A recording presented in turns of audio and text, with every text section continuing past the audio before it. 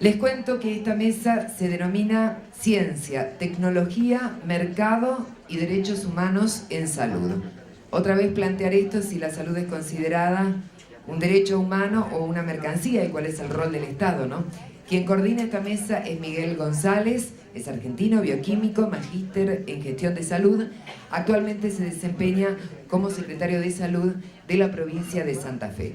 Y nos acompañan el doctor José Carlos Escudero, quien es profesor titular, emérito y consulto de la Universidad Nacional de Luján.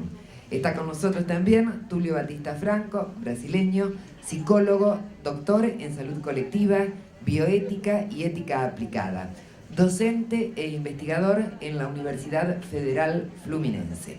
A todos bienvenidos, le damos la palabra al coordinador de esta primera mesa, doctor González, adelante. Bueno, buenos días a todos y todas.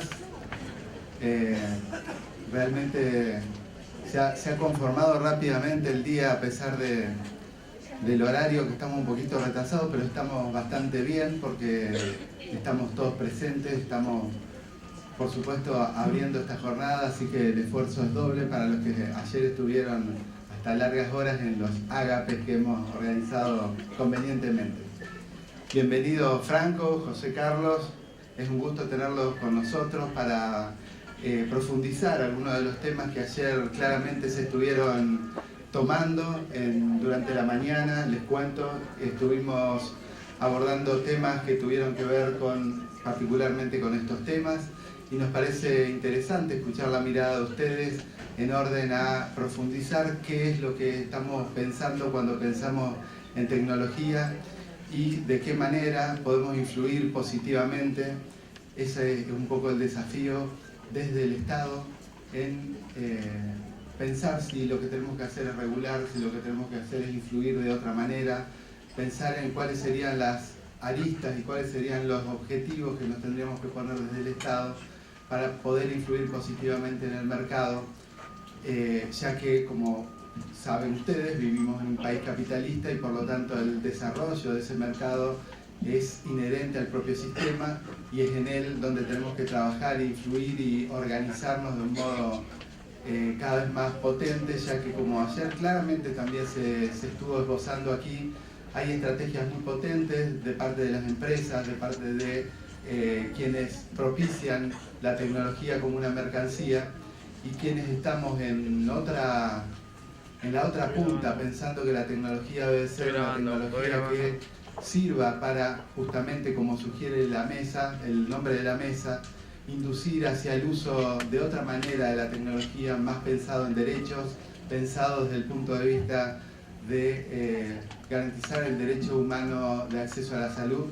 Es que nos desafiamos con esta mesa no solo a pensar en términos de diagnóstico, sino pensar algunas de nuestras posibles intervenciones en orden a ponerle una racionalidad, también acotar en forma ordenada, en forma organizada y colectiva estos juegos de la tecnología, el polo productivo en salud, que siempre nos ha desafiado y nos ha motorizado a pensar que tenemos que tener una visión cada vez más crítica, cada vez más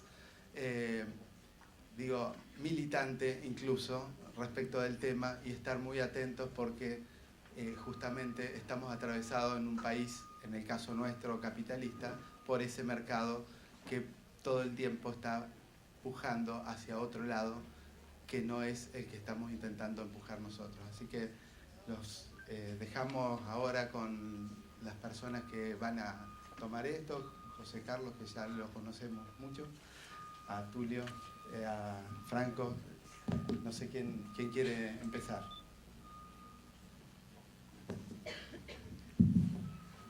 Bueno, muchas gracias por la invitación, es un honor para mí estar acá.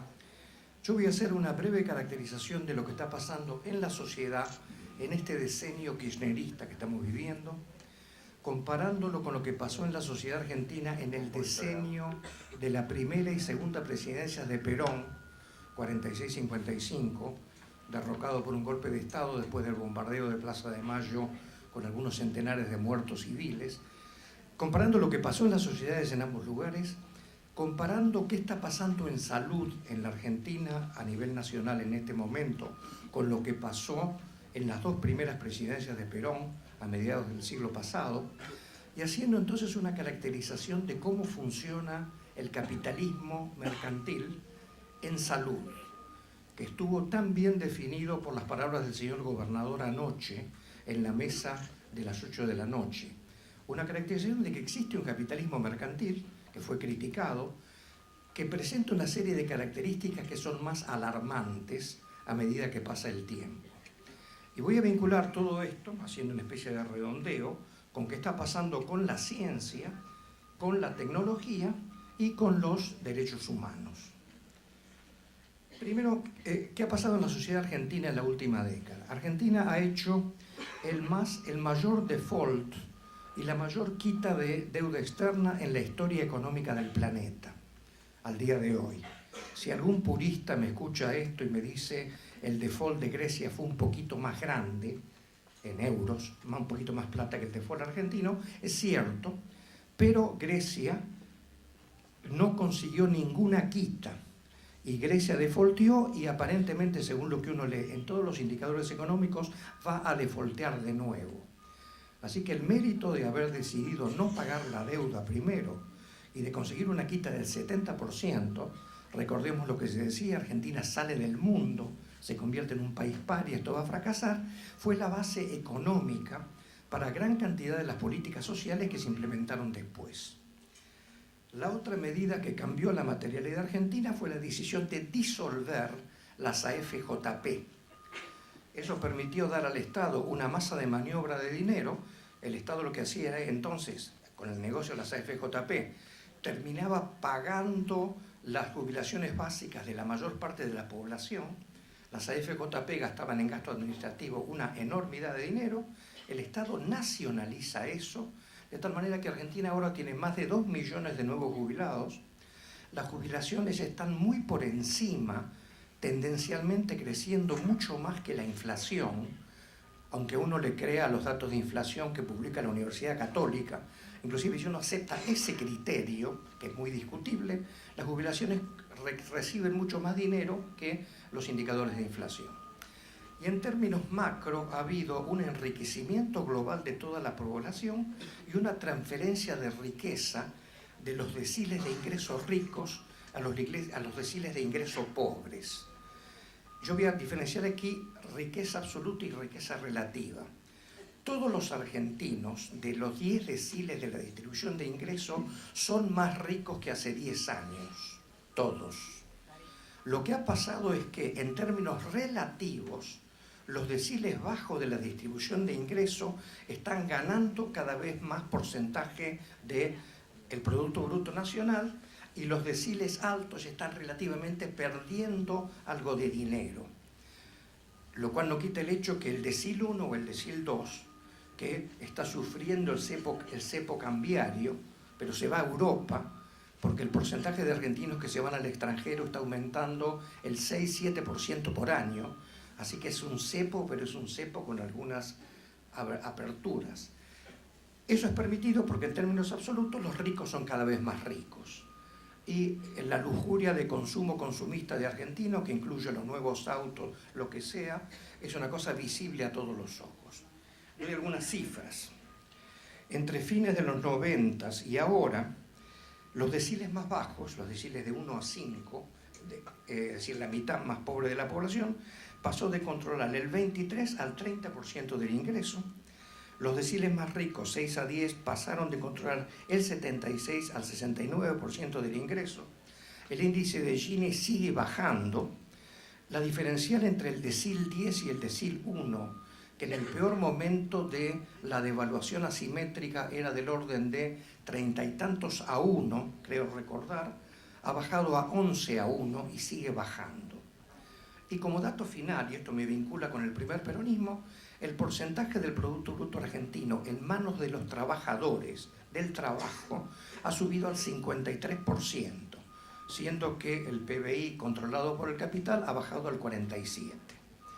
Esto me lleva entonces al primer peronismo, del cual no tenemos estos datos econométricos sutiles que tenemos ahora, pero realmente fue una enorme transferencia de ingresos de ricos a pobres, aunque los ricos tampoco se empobrecieron mucho en el peronismo, los pobres se enriquecieron muchísimo y se dio el fenómeno de la justicia social del primer peronismo.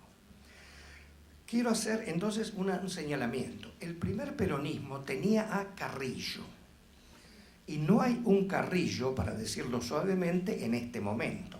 Así que analicemos un poco por qué pasó esto. A nivel internacional, el primer peronismo, y vuelvo al tema este del margen de maniobra de países periféricos, Perón pudo hacer casi lo que quería, porque ganó una elección que él mismo yo creo que no pensaba ganar, y porque los partidos de oposición que perdieron una elección que creían ganar, se sumieron en el desconcierto por varios años.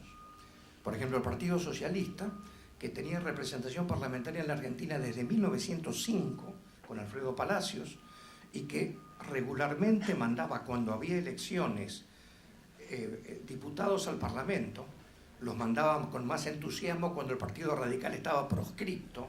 No sé si algún radical se acuerda que el Partido Radical estuvo proscripto 18 años, entonces el socialismo sacaba votos radicales, iba al Parlamento. En la elección del 46, que ganó Perón, el Partido Socialista se quedó con 0 representación parlamentaria por primera vez en casi medio siglo. Ese voto fue evidentemente al peronismo. Y como factor asociado a esto, que permitió que Perón, para financiar su modelo económico, expropió casi la totalidad de la renta de la Pampa Húmeda, la renta diferencial de la Pampa Húmeda, lo expropió Perón a través del IAPI, se veía cuál es el margen de maniobra que tenía Perón